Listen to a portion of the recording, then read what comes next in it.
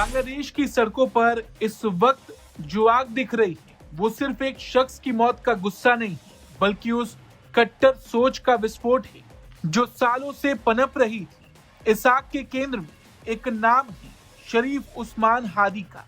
वही हादी जो खुद को भारतीय वर्चस्व के खिलाफ क्रांति का चेहरा बताता था और जिसे ग्रेटर बांग्लादेश के पीछे की सोच कहा जाता था। उस्मान हादी कोई आम नेता नहीं था। वो 2024 में शेख हसीना के खिलाफ हुए आंदोलन से उभरा था और बहुत तेजी से कट्टरपंथी युवाओं का पोस्टर बॉय बन गया था। उसकी राजनीति का आधार था भारत विरोध, अवामी लीग से नफरत और सिस्टम को गिराने की खुली चुनौती। वो इकबाल मंच का प्रवक्ता था, एक ऐसा प्लेटफॉर्म जिसकी पहचान ही आक्रामक राष्ट्रवाद और एंटी इंडिया सोच से बनी थी। हादी तब सबसे ज्यादा चर्चा में आया जब उसने कथित ग्रेटर बांग्लादेश का नक्शा सोशल मीडिया पर फैलाया।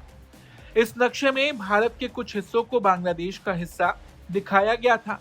ये सिर्फ एक उकसावे वाली तस्वीर नहीं थी, बल्कि एक साफ संदेश था, सीमाओं को चुनौती देने वाली मानसिकता का। उसकी भाषा तीखी थी, उसके भाषण भड़काऊ थे और उसका टारगेट हमेशा भारत रहता था। 12 दिसंबर की रात जब ढाका के पलटन इलाके में उसे गोली मारी गई, उस पल से हालात बेकाबू होने लगे। इलाज के लिए सिंगापुर ले जाने के बाद उसकी मौत ने आग में घी डालने का काम किया। 2 दिनों से बांग्लादेश के कई शहरों में हिंसा फूट पड़ी। आगजनी, लूटपाट, मारपीट, कई तरह की घटनाएं सामने आने लगी और यहाँ तक कि चटगांव में भारतीय उच्चायोग पर भी पत्थरबाजी हुई। भारत विरोधी नारे भी लगाए गए और अवामी लीग के कार्यकर्ताओं को खुलेआम जान से मारने की धमकियां भी दी गई। हादी की मौत के बाद उसके समर्थकों ने उसे शहीद घोषित कर दिया। इकबाल मंच ने बिना किसी सबूत के भारत का नाम घसीटा और कहा गया कि हत्यारे भारत भाग गए। हालांकि इसके पीछे कोई सबूत नहीं, ये सिर्फ एक नैरेटिव बांग्लादेश में कट्टरपंथियों की ओर से फैलाया जा रहा है। यही नैरेटिव अब सड़कों पर हिंसा की वजह भी बन चुका है। 4 शहरों ढाका, चटगांव, राजशाही और खुलना में भारतीय वीजा सेवाएं बंद करनी पड़ी और भारतीय मिशन की सुरक्षा बढ़ाई गई। जांच में कई गिरफ्तारियां हुई हैं। मुख्य आरोपी फैसल करीम मसूद बताया जा रहा है, लेकिन सच्चाई ये है कि जांच पूरी होने से पहले ही भारत को दोषी ठहराने की सियासत शुरू हो चुकी है। नेशनल सिटीजन पार्टी जैसी नई ताकतें भी इस मौके को भुनाने में लगी हैं।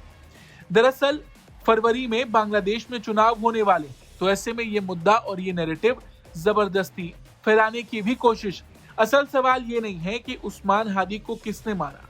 असल सवाल यहाँ पर यह है कि क्या उसकी मौत को बहाना बनाकर बांग्लादेश में भारत विरोधी राजनीति को जानबूझकर हवा दी जा रही, और क्या आने वाले चुनावों से पहले ये हिंसा एक सोझा समझा स्टंट है।